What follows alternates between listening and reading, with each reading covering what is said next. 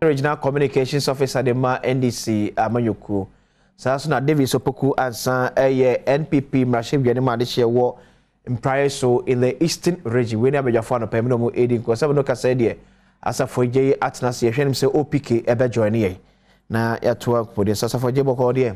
Yusuminia. Okruma sante mampon bibia hye ye. Oh nyame adawo ma bibia e kama. Bibia ku asa foje. NDC moye. Oh NDC de emu so ayede. Se wa hu se de emframa na ebo no. Democracy nti ye be ko akwakoyi eye ye Franka Tuni na asan akwakoyi omo be gina de amai as parliamentary candidates. Okay. For the first time I'm say no first time you better parliamentary ne presidential ni nyina bomo on the same day which is May 13th. Said they make a democracy sunti panimfo bi mu so ayi omuti a omo se omo ne yewura mahama ebegina me de me wogidi se mahama anye campaign kura na obi anim se wadi awi ono ohia poster wadi president da obi anim no akwala aketo akura obo mahama onim no enti me de me wogidi se John Mahama ebe we na eno achi no ye de no ma begu akwan mu na omo ne ni gina ye no ya hwe competition there akonyato a obi atimi ba ne de obi a ba on board ne nya United Front ne de akọ 2020 ye ka NDC presidential and parliamentary primaries was some ma memfa nura enumerate statement a deputy general secretary in charge of administration and finance lawyer Barbara Sewa Asamoah issue you say presidential primaries never cost so in all 275 constituencies with exception of Menchia South.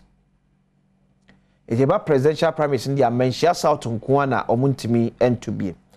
Now, about parliamentary primaries in Suwa, constituencies maku 15 and omuntimi and to be. And this is a decision fractional executive committee and NRA yesomushia omureche so 50 constituencies in any Akwatia Ayensuano Afram Plains South Lower West Achim Adanse Asokwa Mampong Ayawaso West Wogon Odododio Amenfi East Gomwa Central Akontomra Tano North Menchia South Asin North Ena Efutu.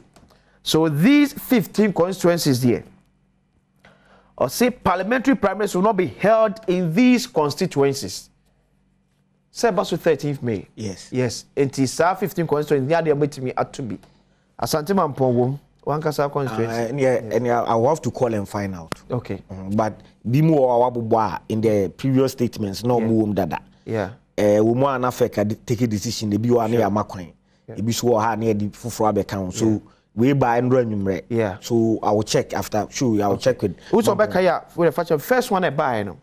Okay, say empenifone constituency executives no egusu engagement. Or more metimi resolve what the area. No mabeka the national pool na. So I think it's after no. No more silly say we mu de. Yes, so much change and yes, we call for assembly abre. In fact, let me state here enye ba bia na eye entawantawanti na ye put in hold. Baby or for strategic reasons. Okay. I've spoken to some of the constituencies now. Yeah. And some of them, margin now. I shouldn't have disclosed it, but margin now between MPP and DC now. Yeah, strategic. You beat me at the city. Strategy how? Say contest is good. Yeah. But sometimes it is obvious say nipa semesi na odene kwa ebe weki. Okay. Meaning what you say. Okay. But contest there decision no bet me akona strategically and in your favor said there. Yeah. So some of them no I was say be mo making compromises ni ade. Okay. Na ye nyina put one person be if you say obetimi making impact na ye no e dia mai then we put that person forward. Okay. Ti se menyu wanu se boni a eye se part no ehwe se enye ba bia na o se ekọ contest. Baby wona se hye na efi sa safoje na amanfo na gina tum so betimi ready sit na maya yes, that's some discussions across some of the constituencies. Yes, and in fact, your baby crowd obi o wa onye interested.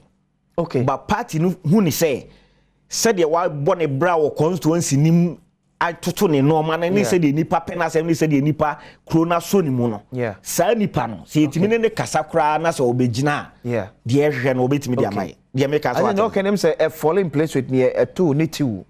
Wa bro mo seat e dan pan na the party fee say amanfo bo ni teacher ni 2 na bibi ko fa ne ba yampo be wi ni ma omo no. So sana party hand na make us ba bi o wa asem bia ni ho. But for strategic reasons no ye pese ye ntutu no ma bi I feel say betimi dim sunsun so pa e dia bre party no come 2024 elections no. But in so ndi ne ekoso edc amyoko mu so no nti sa 15 constituencies number boss no dey yame about 13th of May bibia ansesande a enya de a o metimi aba akoto omo aba no ebi se no kase so David Sopoku answer and so e was Zoom yeah o general OPK good morning.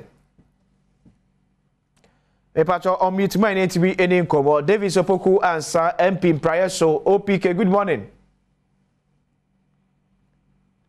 Okay, be na ye ni Zoom no ho adwuma e just for je ma start for we be e ka Ghana for akoma ye pa school feeding na Dr. Clement Park member of Parliamentary Select Committee on Education a raise concerns as a buying energy enwia na kwakọ dua no chen ye mofra na eco school na omunya aduane ni a entie na wona no aduane mo mo no eje na ofa the daily analyst ono so a report say Otiko Efisa Jaba former minister for gender and so I categorized 9 recommendations about between the resolve the challenges surrounding school feeding program. Mama OPK kwaba na yemeto aso info. OPK good morning. Good morning. OPK. Good morning, Bajo Timenga. Meto kabako de. Yes, so adumo ye we there. Yes, Bajo me hoye bebre. Wate. Yeah, that's it. Yeah, sure. Come on, said you're free. Yeah, Clement Apart call on governments as all prioritize tree planting. Eja school feeding na akofa ensensem de but just for you am na for you sha se wi a na maba wa ba hwe de aban so nhye so etie say na Dr. Clement Park eka school feeding is your nationwide strike. Okay, ma menchia na menchia hwefo nyina na edikan. Okay. Said you work no tree planting so ehun hia. Okay. You say when the last tree dies the last man dies. Yeah. Yet you hear oxygen and ya home. Okay. Yeah, home ya then you are now yeah home oxygen and you are produce my na. Yeah. Na the carbon dioxide about bontia and also then you are so beji no so they are surviving. Okay. Yeah interdependent. In the end why is you know because almost one produce oxygen na you survive. Yeah. And so I will not discount the fact say in ya dia I was see my near then. Okay. But me tie honorable Clement Park interview now because I listened to him myself. They not all can say in your dia no crown in your dia no. Is it the core mandate of lands and natural resources ministry? No? Okay. Even though I agree, said the forestry commission no as a ministry nasi. Yeah. But forestry commission want the core mandate and no na ye nua dua omo ne parks and gardens. Me nua so what ma say. Okay. Na last time omo so omo twa 12 million Ghana cedis. Yeah. A omo ka so omo de kwa koye sa enua greening Ghana no. Yeah. Sa greening Ghana enua no mko dua na hunsunsan so etisen. Or say will be 20 to 30% pen are surviving. And are surviving. And are surviving. Enti when ye ne hu. Enfa na ko hu se edua bia wakwohwe no. Ah, na se wo so ye nsentro ni. Se me tie me NDC ni. Se me ka se nsu uto. Yeah. Na MPP ni si nsu nto ya. Yeah. Wo nsentro ni wadwuma ne se obebie window we ahwa abonten se nsu uto. Nsu uto na se nsu nto. Okay, but Jubilee house je no hu.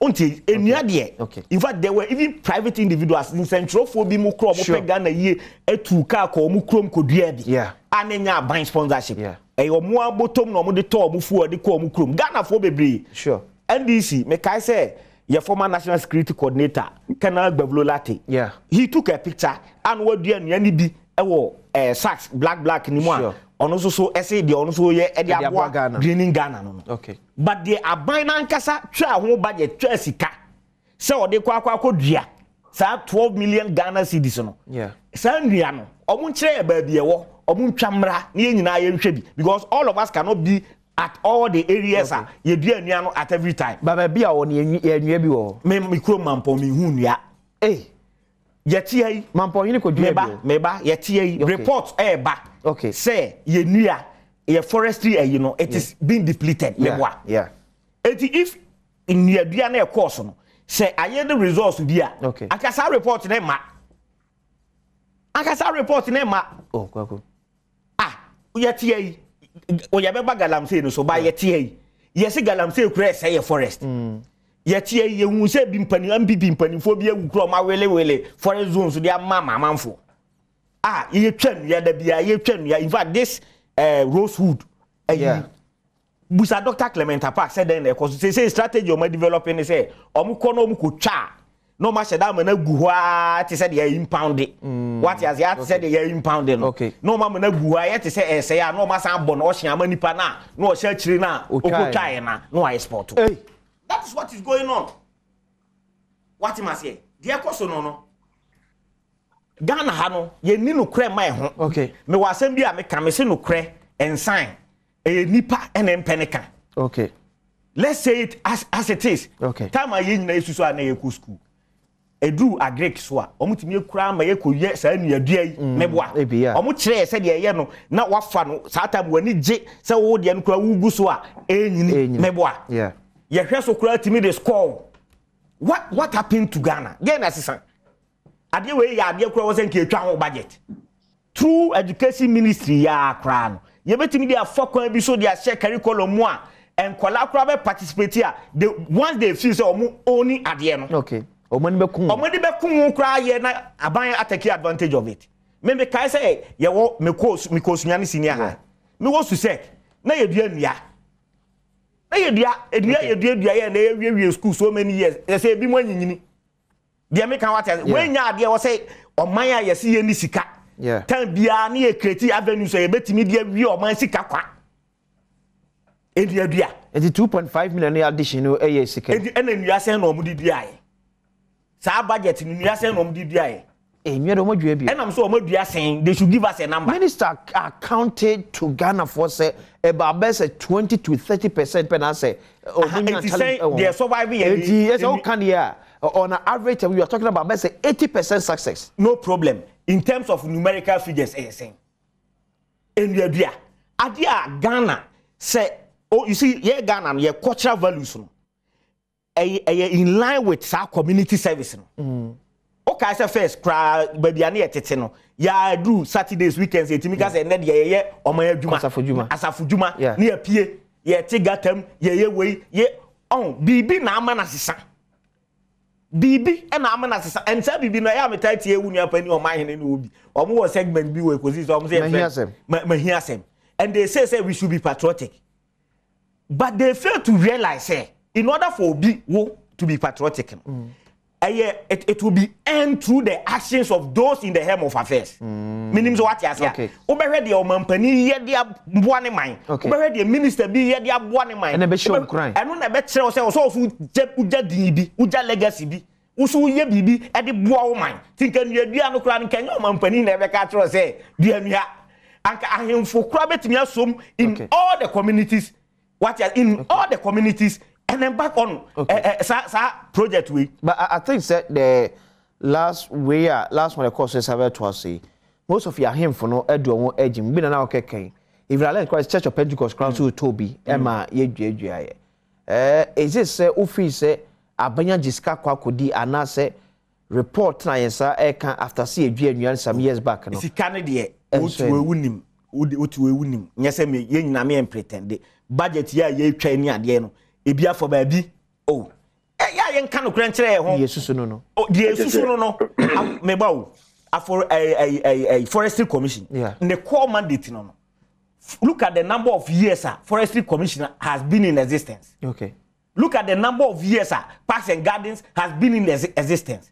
Is it that omo energy on omo responsibilities omo soon for so bi because we are paying people at the forestry commission.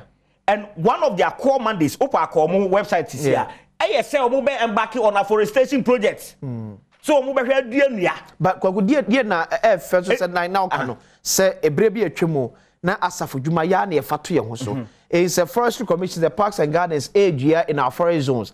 Now see akasa so ye tie important bi a kokomlemle hanom. Ya so ya fato so ye so ye dua se de be ya enframa fa entu ye dan so enfrafa be nya frapa ahome a e kale bone enso ne say. Ensuom kura ye ton sase. Ensuom kura ye ton sase. For school feeding. What is it? So what I'm saying is that it is important. Important. Okay. But what Dr. Clementa Park was also saying, and say, and some of the concerns of school feeding caterers, so genuine. How can you, as a human being, say, akwala biya ye man 97 pesos? 97 pesos. Sebi minua. Sebi song. Se o kraman kra ne wo fia. Now person feed kraman once a day. 97 pesos beso. Sebi impreduasan. O kraman o wo fie, wo ye minister na wo heme. O kraman o wo fie. Okay. How much do you spend on the dog? Do you spend 97 pesos on the dog to even feed the dog once a day? Aduani bu am sure say one would be videos no. Yeah. Enkwan asensuo. Enkwan asensuo eye aduani a wo de ma o kan ma wo fie kura wo ni. Okay. And I think that we should listen to the concerns being raised by the caterers. At least yetimi increase no kura kakra na improve the quality of food no. Okay. Ebe boyen. But most importantly, Adom mitie omo leader baako. Or say even omo hwe school feeding so no. Okay. Ebi mu omo nyina almost all of them so was school feeding ni bi. Secretariat no. Yes. Okay. Omo ache bia ma omo okasa aya aka say omo beje free ni nsem so de omo be ye ni bi omo nya no. And that or say even in terms of time of schools break, I don't know if it was the lockdown. No, it wasn't the lockdown. Or time bia, okay. They were due some amount of money. As Sikano, President Nim say, we release this can say into your mom. Okay. And up till now, that money is being withheld by the Secretariat. Hey. Oh, they've made a lot of allegations. And that Omo de Omo Kabi. President Akufo-Addo Nim say, and I will hold brief that because that is according to them. Yeah. Say President Akufo-Addo himself has released the monies. Okay. But school feeding secretariat, the scandal about Bontia. Mukoya investigation who say your baby will cry at say school feeding or you went there was no school feeding. People were just taking money. Ya creative say had obi school feeding enipa 500 ye tuaneka. Okay. Some microphone so de unim omo ye mpanifo abam according to the caterers. At time no so ya near tuya. Okay. Into omo they are not suffering as those on the grounds no wo schools. Okay. Enti meme de ye meka say school feeding said the Dr. Clementa Park can yen free gender ministry nasi. Where of course. About education. About education. So because you see it even makes the work of the education committee difficult. How can they question the minister on the state of the school feeding? Okay. Because and they don't also deal with the gender ministry. Yeah. Here share the Hello. 9 recommendations. OPK. Yeah. Maybe I also see. What do you mean? Yo. Okay. Yo. Okay, nice one. Eti Otiko Efise Jaba, a former gender minister. On the 9 key points recommendations be about officer by Timide dealing with this school feeding challenges. So, 1, government must wake up to the plight of the caterers and address their mystery, please. 2, the president should please authorize the Minister of Finance to immediately increase the rate per child from 97 pesos. 3, to pay all arrears, including caterers who have not been paid for or underpaid. 4, with urgency, the school feeding monitoring and payment system must be digitalized. 5, government must pay caterers promptly like they do other public servants. 6, government must be gender responsive, gender equal and gender equitable to reduce inequalities. 7. Government must plan ahead for the future to provide them with decent wages. 8. Both caterers and government must recognize that school feeding is a partnership, and when government plays its part of the agreement, then caterers on their part must fulfill their obligations. Last one, say all the actors involved in school feeding, in particular the officials of the National School Feeding Secretariat, Ministry of Gender, Ministry of Finance, MCs, DCs, Regional Minister, GES, head teachers, the people's parents, farmers, OBBA must play its role. OPK, school feeding against Ejiadria. Yo, me that's we am say mama fa kwenya enchia echi ehwefo na minister say how ka create me am studios na me da Adom FM ase say Adom TV ase so mama akwenya no say me timini am phone kasa vazo de din kan me nua no nsem o kan e nyina nsem ana o kan nyina no ono akasa no asa provide no answer. First of all, the importance of the innocent and now you know can say your forest zones have sharply been depleted, and it did not just happen during MPP's era. I mean, they are also for a very long time. And, the objective of government, is to quickly restore to most of these forest zones, so depleted I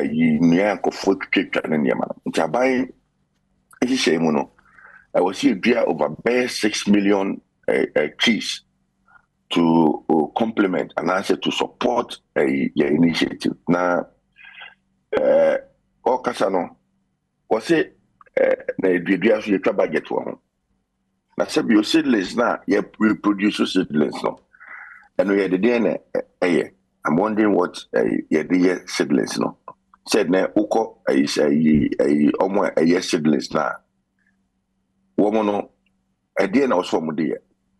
And two, also say Forestry Commission is at the center of this tree planting project. The Ministry of Lands and Natural Resources area. Ministry of Lands and Natural Resources no. They have only escalated the planting Ghana planting project. Sebeya amanfo nyina de ombejemu. It is a omampeni could be aduane bi. Na ohun say Minister for Lands and Natural Resources gyina ne nkyɛn. It is because it is now a ministry initiative. It is now a cabinet initiative. Omampeni ene ne mpenifo nyina ene di ekira wo mo eyebi. Osi enua na edua nyina no ono wa hunu edua bia. It's unfortunate say menua no ebekasa. Now the woman say a large portion of enua edua no which has economic value for our country. In Tibia, Otiufia, Obefu Bibisha Nkoso. Mimi constituency. Schools were supplied seedlings to grow. It's a noble schools no. Oko mecha se honorable. Ebia da ebia adasa kaka senior high school. Any schools I would break can win and in ebia they are visible, they are there. Oko obi say ebia ndia no.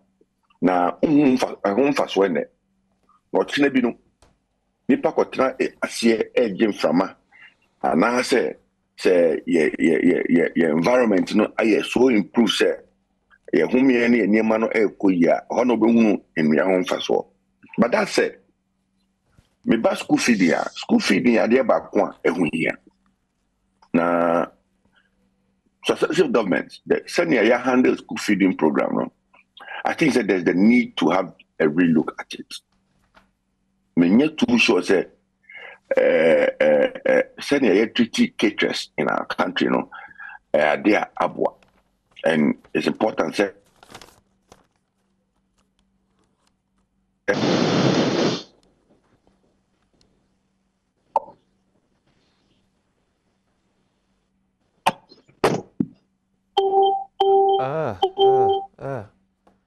Okay, Mesa Ashe OPK Alliance the Pacho technical chromo check and family teams are reconnected to OPK and so ABA. Mesa Babia or cameras, yes, I think this should be a joint discussion between Abani, one a position in and Ghana for say let's take a critical look at the school feeding program. If you need something you see a trust say oh my because like now can 97 pesos there. So more advantage kakra ye more share the swam for verse 800 aircon and no sick and more to kakra as against some more kwada verse 300 200 opk akwa babiem opk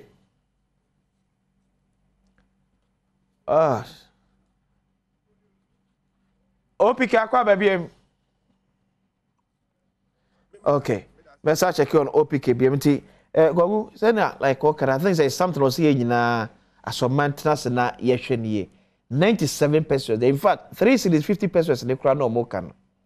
Saban kraji to my work half a loaf is better than kwata krati.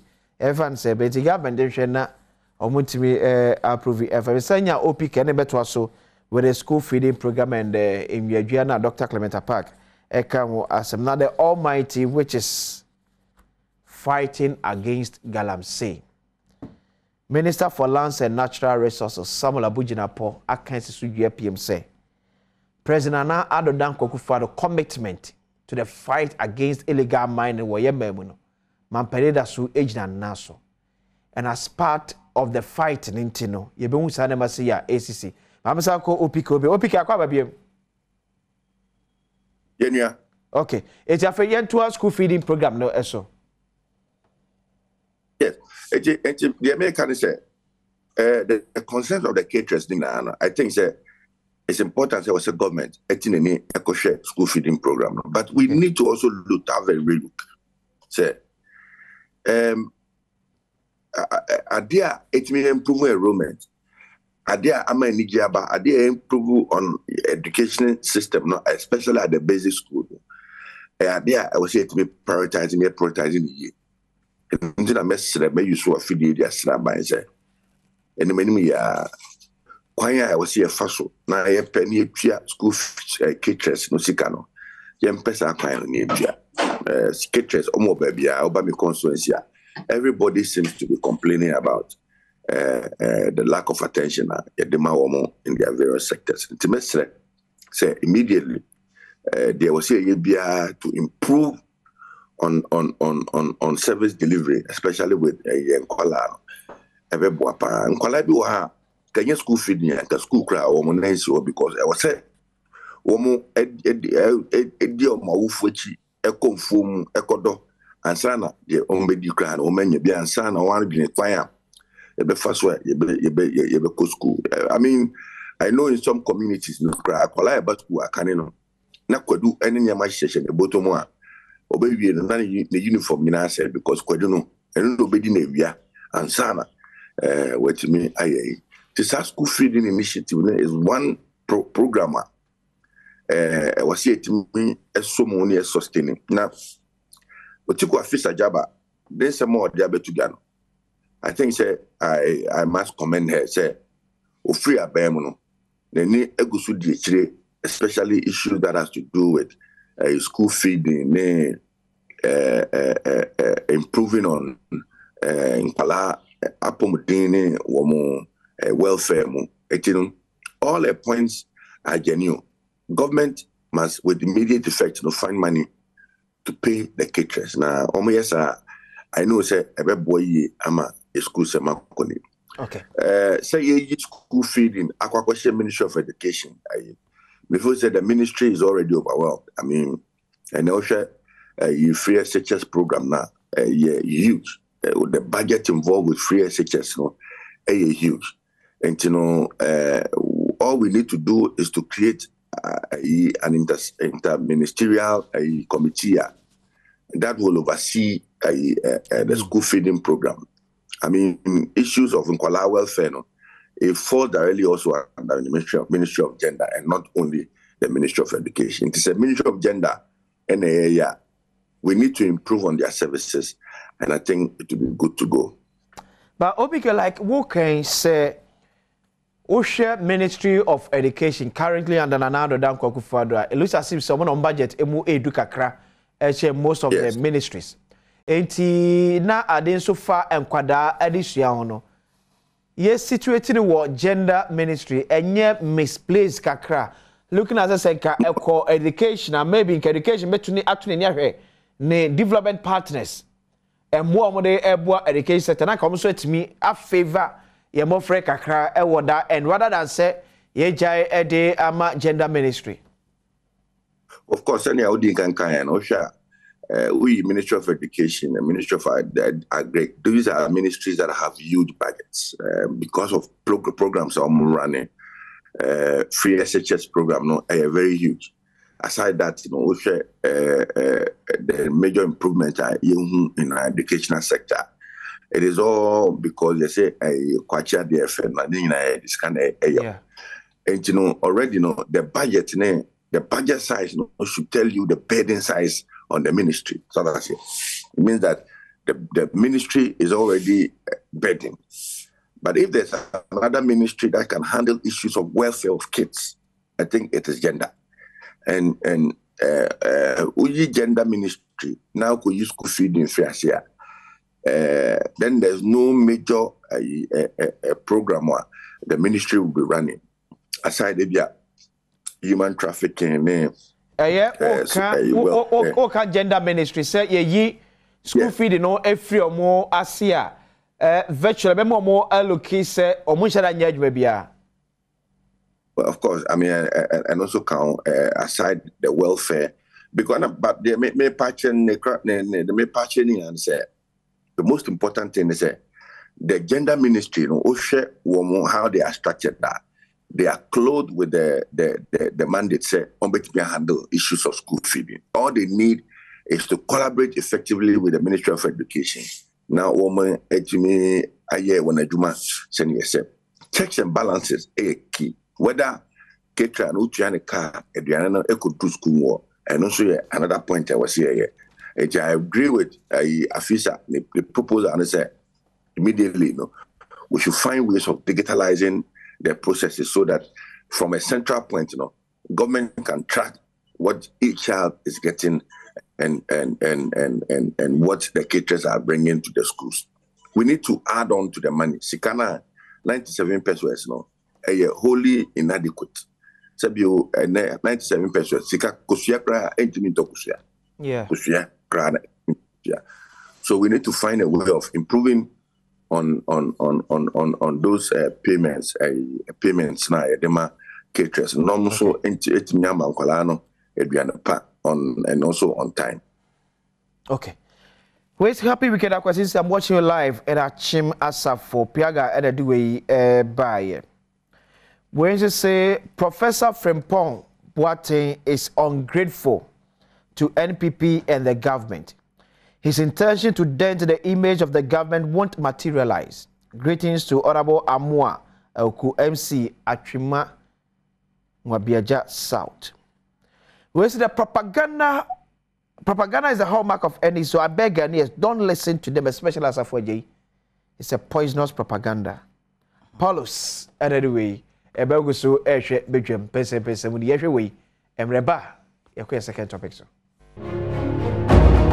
Baby, I feel about this galamsey. Professor Frimpong Boateng reported all day about the defense here, Lands and Natural Resources Minister. The the commitment to kick against illegal mining. No, Neni Infris. The president is still committed to that fight. As for Jay, former deputy Ashanti Regional Communications Officer Edema. NDC, Amuko Sanso, and OPK, a member of Parliament, Malaysia, one prize so in the Eastern region. Everyone, the fight against illegal mining, the president is still firm on his fight, according to Lands and Natural Resources Minister. You know, Massey. Adekwaku. Say, Yanyabe try be Huna Kokuno Kase. Eh. Yanyabe try be Huna Kokuno Kase. Now, to respond to my senior brother OPK. Okay. No, say, me Kasa Nama answer me. Me am say your forest no your depleted. Enti adenti na me say describe it say you twa budget. E dey akoye tree planting na. Make us say so soon nimfa so. Okay. Senior so utie me a Professor Frimpong Boateng report na. Ubie first third this should be page 3. Okay. Ubon say ho no wa soft copy ni bia no ma printing colored red. So time to me read just the relevant portion. Okay. And I think this is captured in the first paragraph. Or say, as will be mentioned later in this write-up, the major challenges that we had in the mining communities occurred in 2018 when MPP was in power. When the Forestry Commission, TME, okay, and the Ministry of Lands itself decided to give out almost all the forest reserves in this country for mining activities. Professor Frimpong Boateng the chairman of the interministerial committee now on clamping down on all these mining and illegal mining na say your forest no. Also in 2018, and Forestry Commission, okay, and the Ministry of Lands and Natural Resources and the budget the man of say unkoya forestation no. A taking decision say or the forest reserve na ye ja say in Chiriman mo kroyi ho ban no or the ni nyina sa ma amanfo so unkoya mining wom. And this confirms why in Sir John's will, Yehu say Achimota Forest, Ebia ba bedine ho. A ono so dey match as wusu. Enti sinia, yantimi nkonso ngu kentem, yantimi nkonso ngu soninyemu. You don't go and give out the forest reserves now and we are protecting. Now munko changu through galamsey and other illegal activities. Then you now come and burden the taxpayer. Say yes amount 12 million Ghana cedis. 2.5 million. Okay, first one 12 million Ghana cedis. Say sanfa ko duanua. O down ho the way ayesa kokone no. Oko etifi ko hunu so no a no aba anafo ayeden abebusa. Ofa atira no munkotwa nua no. Omutwa nua no wia no asa be create budget e ko duanua. What happened to youth in afforestation? What was the purpose for youth in afforestation? When was youth in afforestation set up? What was the impact of that project? Okay. Massa, enti yesi to whom much is given, much is expected. Enya no ya jabi omko ekromo mai. Osi yensan enya omo maka ni nyina nko. Enti senior, kohwe report nim. Yesi forest na woka say deplete no. Wa ban in 2018 through Ministry of Lands and Natural Resources and the Forestry Commission under Adom. Under Adom. Enna e ma kwan say omunkonkotwa nua no ene e baako. Mienu enoma Professor Frimpong Boateng de ba nyina. Okay.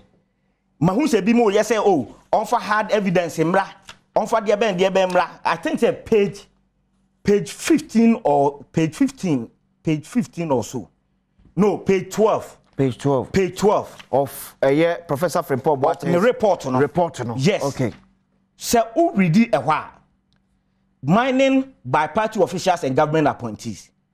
Mechanic it will be. Also throughout our struggle with illegalities in the small-scale mining sector, what baffled me was the total disregard of the president's commitment to protect the environment. I can state without any equivocation that many party officials from national to the unit committee level had their friends, peers, agents, relatives, financiers, or relatives engaged in illegal mining. So Professor Frimpong Boateng is not saying say evidence say o kwado upon kroma o concession nie and na we illegal mining. And no me can say Prof Kwam me evidence say mahu say odi wo concession we so o illegal mining. Okay. Or see or no as the chairman of the interministerial committee no enim no as a matter of fact say among for agents who are doing it on their behalf. Among for personal assistants who are doing it on their behalf. Mufia ya join. Ko ye documentary Erastus. Yeah. MIS say John Boadu driver. Meboa. Meboa catch him there Meboa. And who was expecting John Boadu to come and say I'm my driver Egalam say. You see, Ghana no say yankano cry. Na ye bibia law and ye ntimi so oboswe. Sometimes circumstantial evidence. The circumstances na prevailing to me point say ade we dey say ni adance ye kra ye ada. Ade we dey onimu bi. But who Janice wan hwe be wi echi na amamamfo toto nsem because obi on say akwasinsia ne kokosa for JE senior eti akwasinsia kwa na sasa for JE ewu ya kra. Kana wontimi nka ene wadwuma na ma okwan. Okay. Allegations we are bahai. E fresh. Ya tede ya. E fresh to you. Ya tete. Enya fresh. Omo ye bo mu din so omo amanfo eye adwuma de ma omo no. Unti bi dadada. Yeah. Yati so we are not foolish. Professor Kwam was on Joy News last Saturday. saying all over, say, or no, on ton concession, he doesn't have any concession. Only for an interview to appear on social media. An old interviewer. Ne a job concession or interview. I have it here. Opa me send mamu. I was a Prof Kwame Toman. Nipa neka. But a old interview. Yeah. Prof Kwam has kept quiet over that interview. Now, waba say no beka say on ton bibia mo bia. Now, no. And no beka say on ton bibia. What did he do to the person? Or the Nipa court? Or the Nipa court at the time? It's an old interview. Okay. You get what I'm saying? And it is all over in Ashanti region. Maybe Ashanti region. This issue about Prof Kwam, Yati. And in fact, the Constitution itself bars these ministers from engaging in other profitable businesses. So MP but we a minister. What we are not expecting people in government to come and tell us, say, okay, no, you do expect them because we can and also would add another constitutional issue. And you know, I'm focus for us to be able to nip them, no, an evidence, a bro. Evidence when unia nas Charles Bisu. Unia nas oche Charles Bisu. Oche Andy chama untumi akwala no. Omo je cash video senior na yenti kroma. Meba oda mami wie misro. 30 seconds. Misro. Ye wo ha Professor Frimpong Boateng na mu. Okay. Charles Bisu abeka say ono kro onye clean. Confirming all that is this report because I see na na ebo kro no. Na makotena TV so aka say me de kro no kra mi mo bi da. Okay. Na wo de kro no pa wo bo nyasem keto aye nso. Na fe a member of the team ababonti abeka say masa wo kra na aka say mabo kro no. Eh wo nye clean. There the chere. We saw video Adom FM and the breaking that video no. That time Captain Smart was here. Professor Frimpong Boateng office. Man hu bi party here sika. Obo mampani kra di wo video nim. So Mampani sanction so monfa site ni bi ma party for na party ni sika John Boadu's name was mentioned video I will send you another audio will see one journalist a colleague of your friend Duncan sa ta na nipa na koy story about sa omo from CNJ Alaska or somewhere CNJ Alaska omo anom say good we publish story bo amanfo di na question say ade na wo ye ni gina ye o na the kind of people involved no one way they will frame you up, they will do something to you and get you arrested near the day. And one Obeka say, Obe confirm this allegation about Gabi.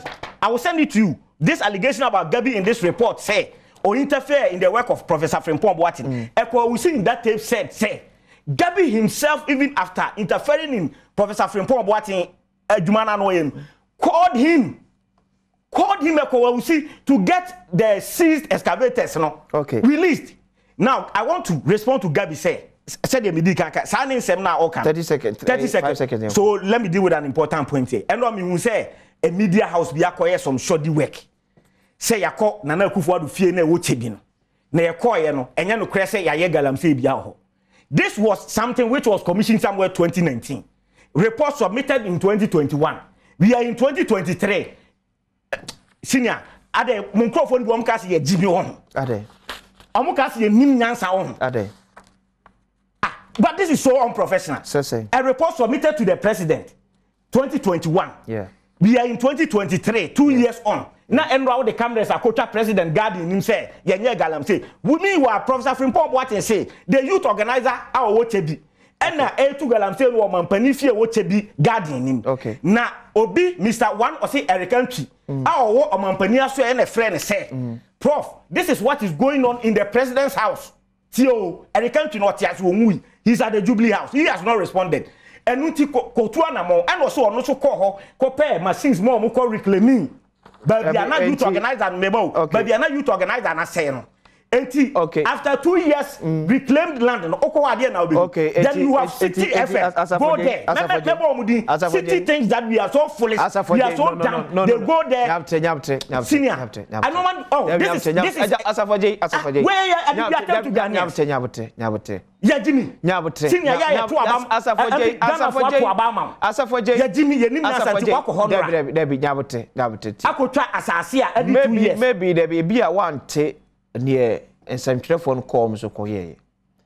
Man, video no. Or man, keke so could try the backyard of the president. How am I?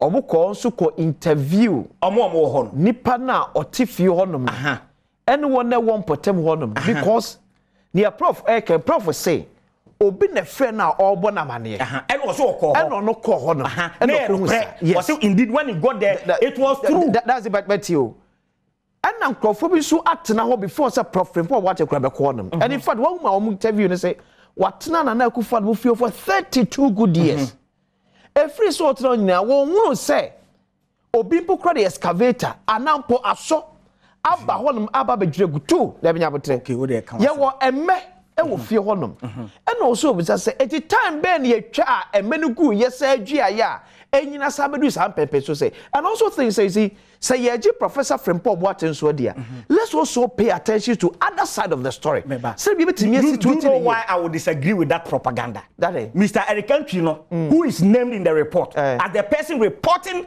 that issue of the youth organizer no Ochebino. Is he dead? Okay, but why City FM not go to Mr. Eric Antrino to ascertain whether or not he called for Professor Frimpong Boateng? Okay. I was in. Okay, it's a quick one. Share the fight against illegal galamsey. It's honorable and name is now. You are not involved in galamsey. Remember the family. You so na say. Me da say. Wa waja tum say galamsey nya dia. Many di chira. Dem on dia onye. Na I was in Mimianum NDC for Kasa. Okay. They create the impression as a galamsey no. MPB are buying by Yana Shasia. In 2014, President Mahama inaugurated a presidential task force. Said Womu Enkosa Galamsey, the party at this one. The chairman of the committee, Inusa Fuseni, opening Kwesi Ahoy, Orama Kwayongo, Madam Hana Tete, and in Grophobia Kakawami in Apawon Zokakra. Okay. Na ye duma ye dia show once say wo mo encheche na wo mo make sure say obi biara o ye mining bia no nipa no abayin any be disen ye say I can tell you years on not even a report from this committee have been cited, not even a report from this committee have been cited. And then you have a report of the chairman of the ministerial task force, Mampedin and Adranko Kufuado, a power, say, Womunko Galamsey, or yeah, in the report, the personal opinion, at the command, a chief of staff, I think upon a request. Some way, somehow, no, report has found itself into the media and it's become a subject of discussion. And the any gentleman is for who is we are saying no. But that said, me first of all, and send a report to Ukraine, a little bit to that because Osha reporter, a war abontia in Ayesha, your stamp is so confidential. So at what point did this report cry leaky? A bit to join in Ayekawasem. But of course, acquire public document, acquire published in there. I was seeing na etimi edi won komo se be I was seeing etimi di won komo se be ya ye be hu be bia no kra ne da no abai bai the fight against galamsey abai yi papa menu ka say and she say I would draw abai dia to da ene eboa the introduction of community mining and then uko community bia amount for mining responsibly. Mining in itself, and yet they are bonny, you mines, place the copper gold in any manner, and don't sustain the economy for quite a very long time. It is amount for a one bear mine, and no crying bonny. But the problem, no, the effect on the economy, our environment. Yes, to semina amount for the chemicals, Nenema essay, simply because of almost selfish gains, no, and about the community mining, able to job, Osha, airboa, am I regulatory, even the small scale mining activities, no, okay, I will chromas. It's a million beginner or Kaze, a buying bay, beer, and it's an emana, na maintenance. Of course, you may have one or two issues. People in government may have taken advantage to also engage in some sort of mining, but for more year. Illegal. For instance, yebo MP baako din wom George Oluwa oye MP for across in the eastern region ono started mining anyendo na the mining na no ono onye small scale mining kra oye responsible miner but Professor Pimfrebom watching in his report mentioned it. But OPK, when I feature me, maybe no S1, but Sauka say you are only two forms of mining, and you're larger than small. It's when you're small mining, the other no large scale miner, and responsible mining the other. Of course, and I make us say, even a small crana, make us why mining now, why you cannot because he's a registered miner. Nejuma why I mean, we can all attest to the kind of working. Okay. And you know, engaging in mining now the day better report mona amount for a final year. For me, that makes it a bit worried. But that said, made the president that said what me refer matter not to the CID to investigate. Okay. Message in a benya but training actually CID for no edba betuga na yina yehu ni pomose bresenia ade ni sie. Okay. Illegal mining obi or engage illegal mining should not be shielded. So our presidency, so our NDC, so our CPP, so free Mukumu, so free info obi illegal mining but I say and what okay. OPK, but I say OPK, a member of parliament, might share one prize in the Eastern region. Maybe acquisition, as I can say, and come production to Massa for years, but I say. So also be cancer and a Dominic is here, boa. Kofi Ampedu, Sanso, and Adache, Therma, Daniel, Renov, Munina, the must sound like camera, MCR. Yami had Monday holiday, baby, dear, share. Oh, you made this background.